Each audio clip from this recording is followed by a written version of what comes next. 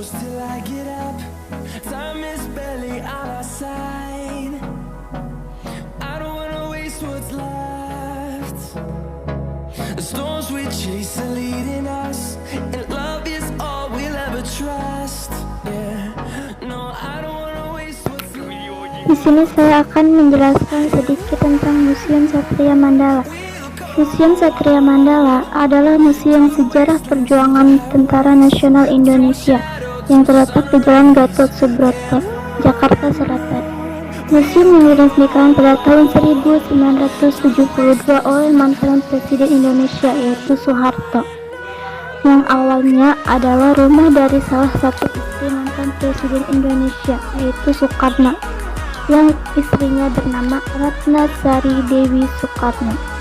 Dalam museum ini dapat ditemukan berbagai koleksi peralatan perang di Indonesia, dari masa lampau hingga modern seperti koleksi ranjau, rudal, torpedo, tank, meriam, bahkan helikopter dan pesawat terbang. Satu di antaranya adalah pesawat Cureng yang pernah diterbangkan oleh Marsekal Udara Agustinus Adi Sucipto.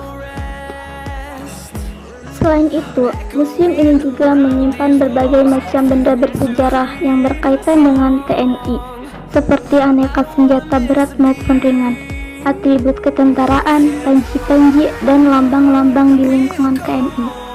Selain itu, museum ini dipamerkan juga tandu yang dipergunakan untuk mengusung Panglima Besar Jenderal Sudirman saat di Begiria dalam keadaan sakit melawan pendudukan kembali Belanda pada era 1940-an.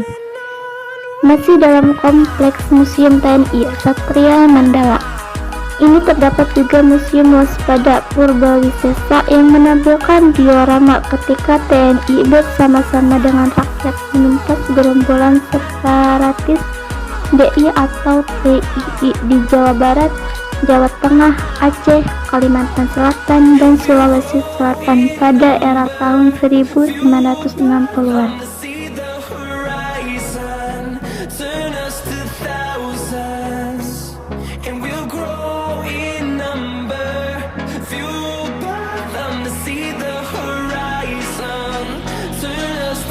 Yang kedua, saya akan menjelaskan tentang Monumen Pancasila Sakti yang berlokasi di kawasan Lubang Buaya.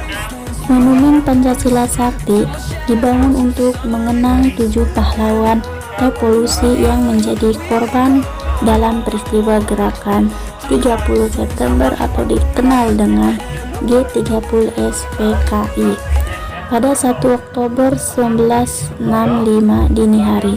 Terjadi penculikan sejumlah petinggi Tentara Nasional Indonesia Angkatan Darat.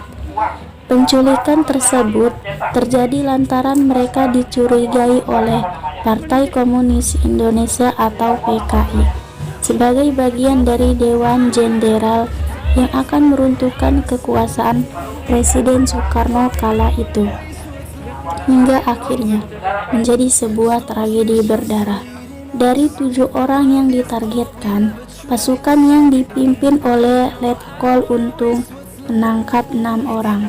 Mereka adalah Jenderal Ahmad Yani, Jenderal S. Parman, Jenderal Suprapto, Jenderal Sutoyo, Jenderal Mete Haryono, dan Jenderal Panjaitan. Satu target, yakni Jenderal A.H. Nasution yang saat itu menjabat sebagai Menko Hankam atau Kasat TNI AD, bisa meloloskan diri. Ajudan A.H. Nasution, Letu Pierre Tendean, ditangkap dan menjadi korban dalam peristiwa tersebut. Para jenderal ini mungkin kemudian dibawa menuju Lubang Buaya yang dijadikan markas Komando Gerakan 30 September 1965. 6 jenazah perwira tinggi TNI AD dan jenazah Letu Pierre Tendean kemudian dimasukkan ke dalam sumur tua untuk menghilangkan jejak.